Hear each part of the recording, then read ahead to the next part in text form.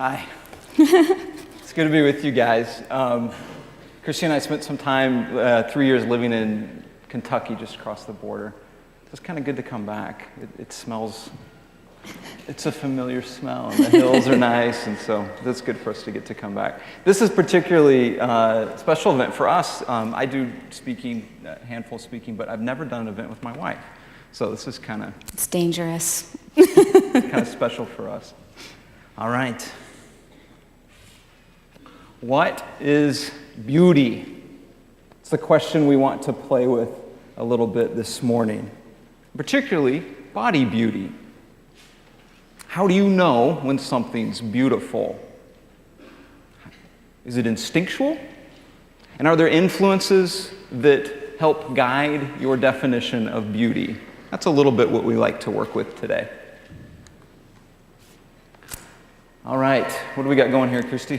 Okay, so this is a woman from the Long Neck tribe of Thailand, and they consider themselves to be very beautiful because of their long necks. It's really heavy, these brass rings. They weigh about 25 pounds, but this is what's considered to be beautiful there. That's beautiful. Yeah. Painful? I assume it would be. Yeah, looks like it would be. Yeah. Okay, and how about this one? This is a woman from the Mercy tribe of Ethiopia, and the big plates inserted in their lips is what's considered to be beautiful. And in fact, if they don't wear it, they are shamed. So if you live there, this is what beauty would be. Exactly. Okay, very good. Okay, have you guys seen this?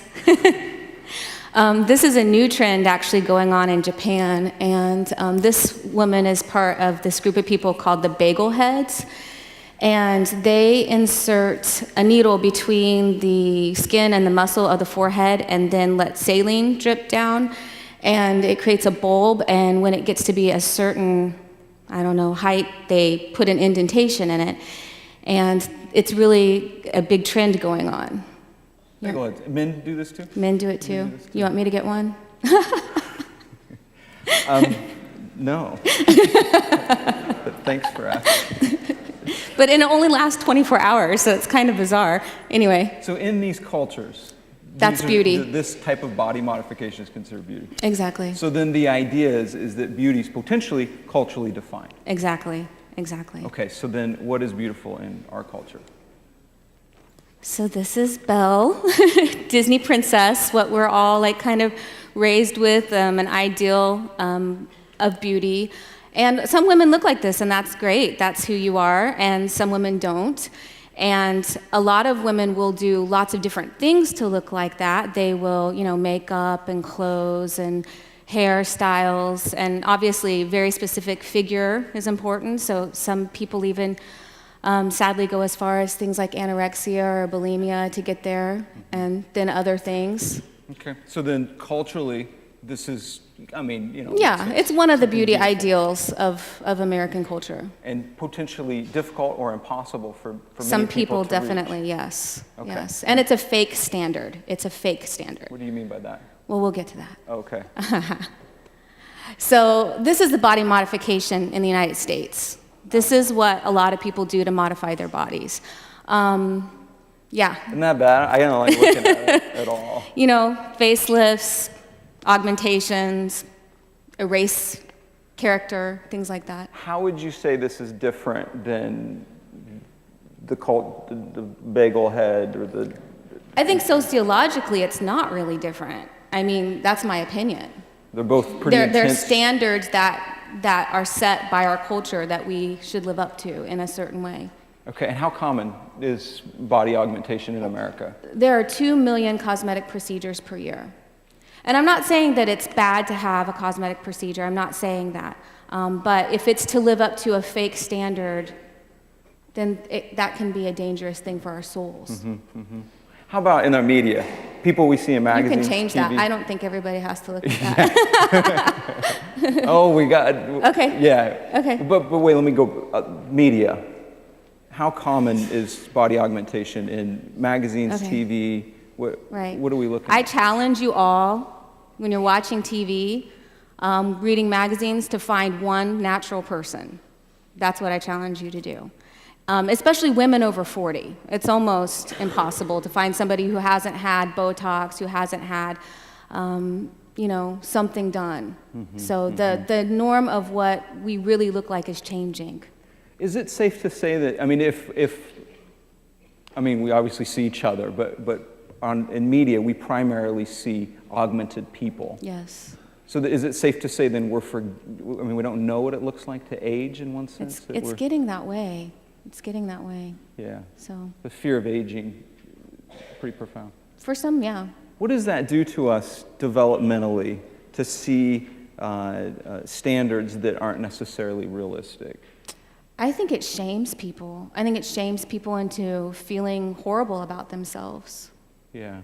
So, and can create lots of negative effects. I just kind of expect that if you're 20, 40, somewhere in that range, let's go 13, 40, female, particularly men as well, but that there's going to be a certain level of shame around the way people look. Absolutely. Is that accurate? Absolutely, yeah. Okay. I got to throw something up for men. Luke Skywalker, know the guy? The one on the left. 1978, that's the action figure I had. Kind of wish I still had it. And some reason through the years, he decided to start juicing. He got quite a bit bigger, so that's 2005 edition. A lot's changing in our culture related to men and body image as well. And in some places, not uncommon for men to get pec implants and some of these other things. But the pressure, I think historically in America, there's been a pretty profound pressure for women to look a certain way. And I think that's changing for men as well. All right, what we got next? Oh yeah, Botox for men. It's kind of fun for me to watch on TV men whose foreheads don't move. And you know this, they put the injection in your forehead so you don't have wrinkles. And then they have this kind of flat forehead. So it's hitting men as well. So the pressure to be perfect is purely for profit. That is really all it is in our culture.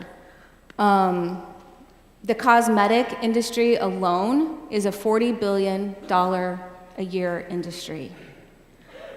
The weight loss and diet industry is a $46 billion per year industry. And the weight loss industry, obviously, it doesn't work. 96% of people who go on a diet gain everything back within 5 years. So it's a racket that you're being sold. There are ways to go about it. God taught us about our own bodies. That's what I do. I help people discover their own blueprint. But it's definitely the pressure to be perfect is for profit. Money's to be made there. Exactly. And anytime there's money to be made. This is interesting. Marketing strategy. Yeah, anytime there's money to be made, then you'll see something exploited. Right. Marketing strategy around this. First piece is click. We're faking That's it. okay. The marketing strategy number one is to shame you, is to make you feel like something is wrong with you. You're ugly, you're fat, your hair is messed up, your pores are too big, you have too many wrinkles. If I can get you believing that, then I can sell you the cure. So that is the marketing strategy that is used in the United States. So maybe no accident that so many younger people feel shame about the way they look, feel insecure and inadequate And about older the way they look. people as well, yeah. Yeah. I mean, I have clients come to me who are in their 60s who just are dying to lose 5 pounds, and they live their whole entire life just wanting to lose 5 pounds. And to me, that's so sad, because when will we allow ourselves the grace to love ourselves, you know? So then in one sense, marketing's working.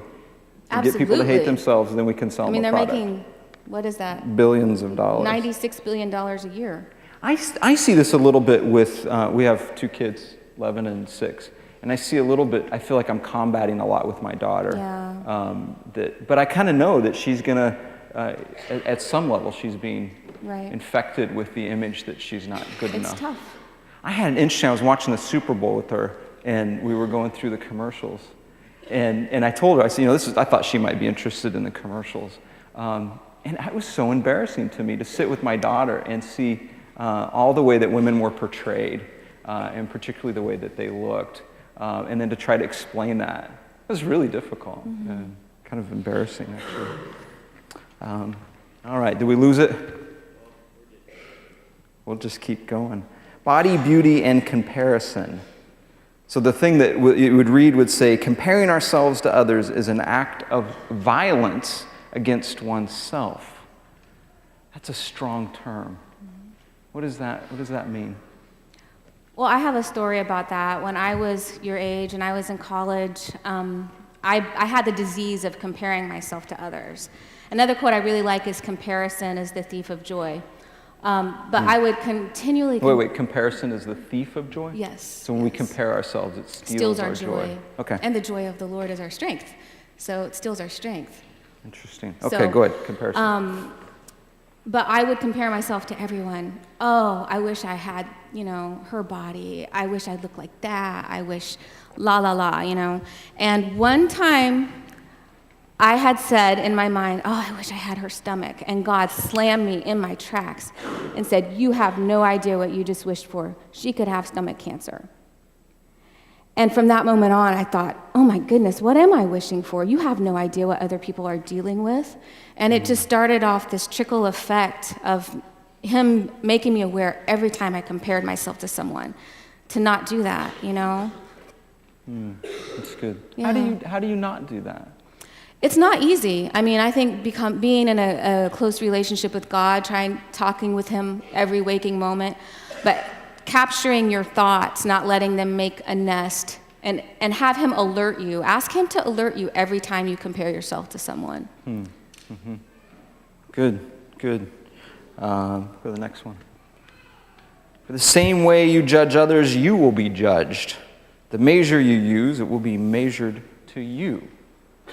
This is kind of interesting. Yeah. And the idea is that the way I judge other people, I'm being judged. How does that fit into body image and beauty? Well, I had another story about that. I like stories, sorry. When I just graduated college, I had a job, and I was with this woman who was very negative. She was always very negative. And we were walking one time, and this man passed us, just minding his own business, and she said, oh, he is so disgusting. And I was like, what? Whoa, why did she say that? And I asked her again to make sure what she said, and she said, he's just nasty. And I thought, okay. So we literally took 2 steps, and she goes, oh, I feel so fat and ugly today. And I thought, that's her measuring stick. That's what she uses, and she's using it on herself. Mm-hmm. So in one sense, it doesn't necessarily matter what you look like as to how you feel. Yeah. But potentially people who are really rigid with other people and the way they look often are rigid with themselves. Absolutely. What's that idea that, if you can't be happy with the way you are now, then you won't be happy? What do you see that with clients? I tell my clients to start where they are. If they're wanting to lose 50 pounds, if they're wanting to lose 5 pounds, love yourself now. Because if you don't love yourself now, you're not going to love yourself later. You can't beat something. You can't love yourself by beating yourself up. Mm-hmm. Good. So how about this idea of grace for yourself then? How do we have grace for ourselves? That's a big question. It is. God has to be involved in that one. Yeah. So we can talk about that later. We'll come to that. Okay. Yeah. All right, next one. 6 in 10 girls stop doing what they love because they feel bad about their looks. And this is a statistic. I think that men are involved in this too. I don't think this just applies to women or girls. But yeah, I was one of those people. Okay, yeah. Like sports or? Anything that is your calling is probably what's going to be attacked. Okay. So for people, things that put them out in the public or put them on so shy away from. Yeah. And then this question of when will you allow yourself to be beautiful? Your client. That baffled me. This sounds bad, but to think that I mean, I remember my grandma was so obsessed with, Yeah. that she would put on 5 pounds and it would just devastate her. And I thought, grandma. You don't think about your grandma's weight. You just want to give her a hug. Yeah, I like she's squishy. I like her. We like this, yeah. And the idea is that she's probably carried that. You got one of those grandmas too, don't you? She probably carried that her whole life then. Yeah. And that's It's a heavy weight. That weight is heavier than any weight that's on the outside of our bodies. the weight of self-condemnation. Absolutely. I don't measure up. I'm not enough. And then in one sense, I mean, basically the message behind that is if I don't feel beautiful or if I don't like the way I look, then you won't like me.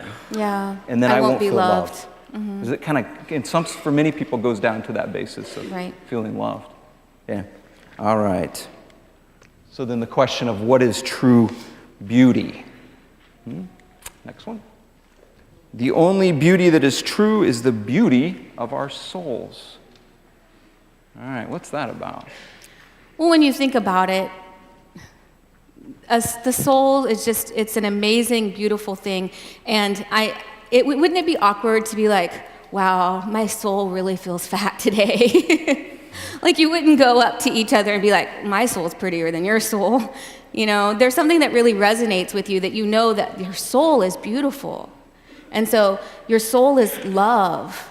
And that is what we need to be busy cultivating.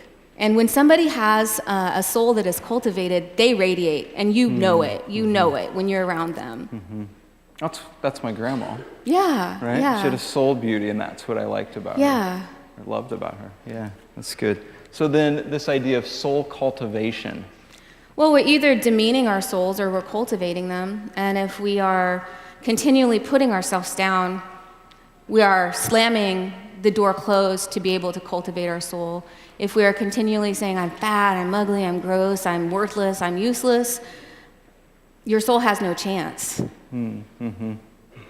So, I mean, I think we all know inner beauty, it's important, blah, blah. Yet, I want to look a certain way. I want to, And that's project fine. an image.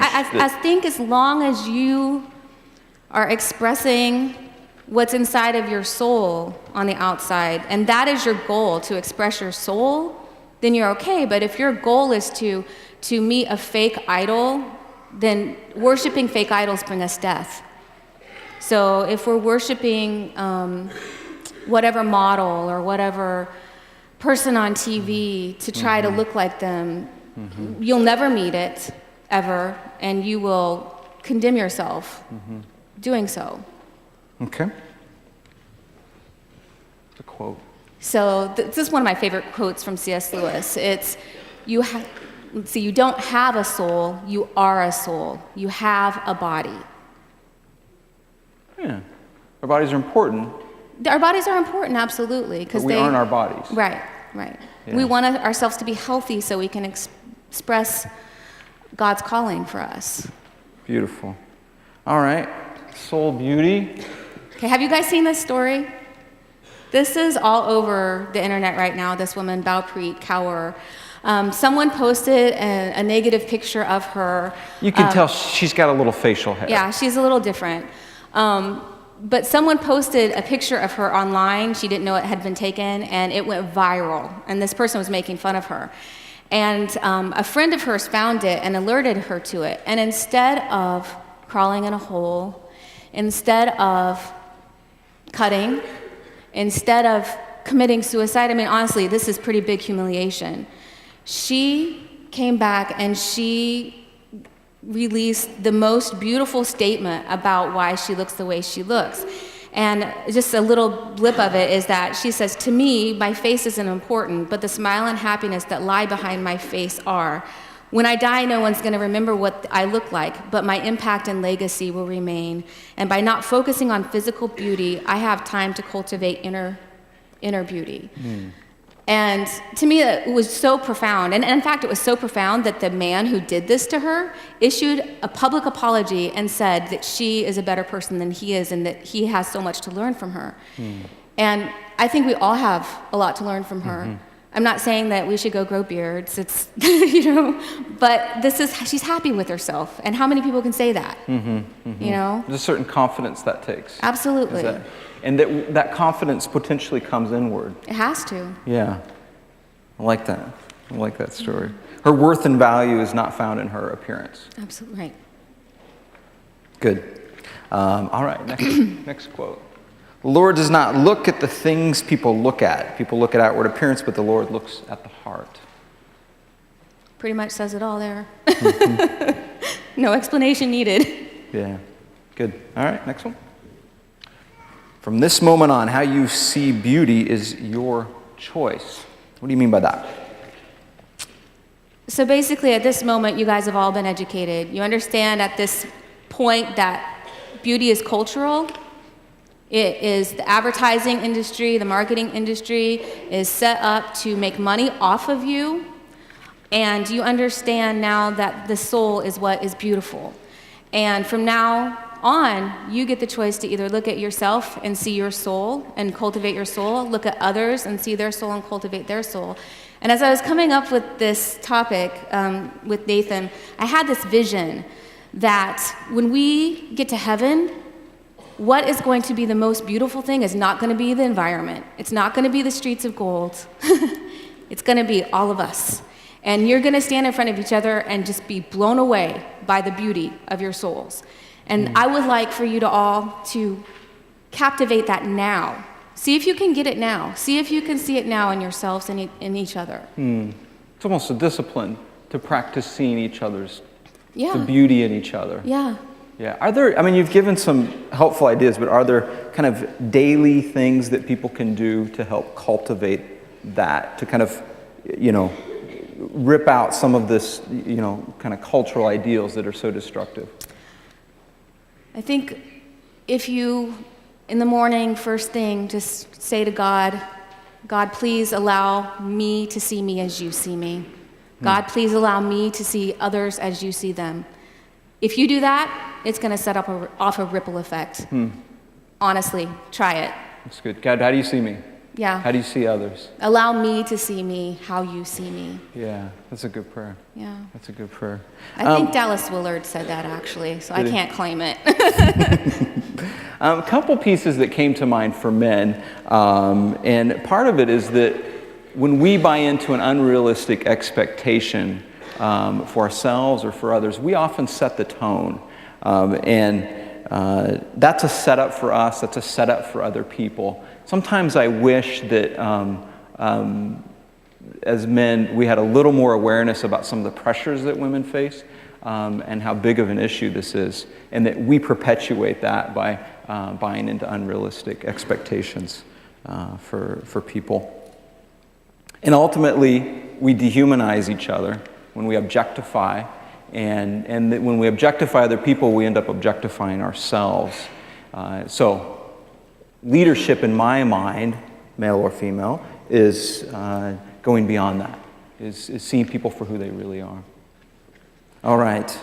We've got a couple questions to look at, and then we're going to play a song for you. So first question. Are you choosing to see others as God sees them? I love this idea of it being a choice. Are you choosing to see others as the world sees them? Beauty. What is true beauty? How can we find it?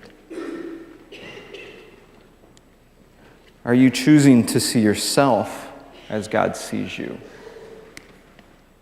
One of the things I've discovered is that when I learned God loved me unconditionally, that changed something. It's impossible to hate that which God loves. And so if you're stuck hating yourself, if you're stuck hurting yourself, God's love's a good place to start, huh? Are you choosing to see yourself as the world sees you? Are you a guinea pig for marketing? And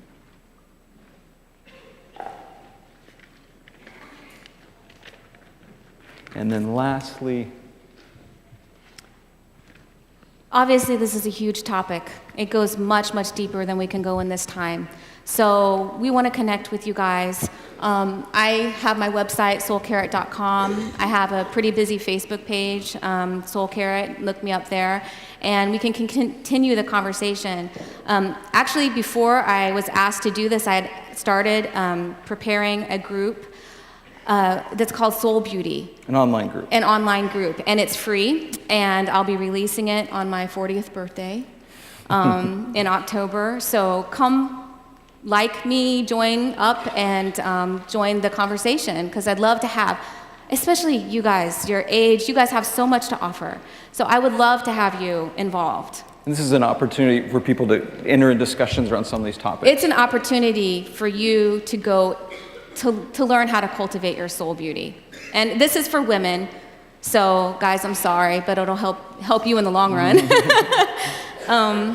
And then you can look up Nathan's stuff at nathanfosterprojects.com. So. Very good. All right. Well, we're going to play a song for you. And this is a song that Christy and I are in a band, and she wrote a song specifically for you guys. And I want to say one thing about that. When I was your age, there's no way I could have done this, because I was trapped in guilt and shame about my appearance. I just want to pull that out for you guys. Cool. All right. And we're going to be joined by Carlos De Leon on the drums. But let me pray for you, and then we'll play a song.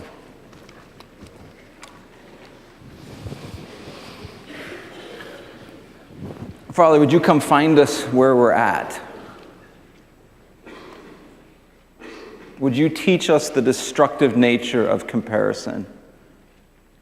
Would you teach us the destructive nature of objectifying each other?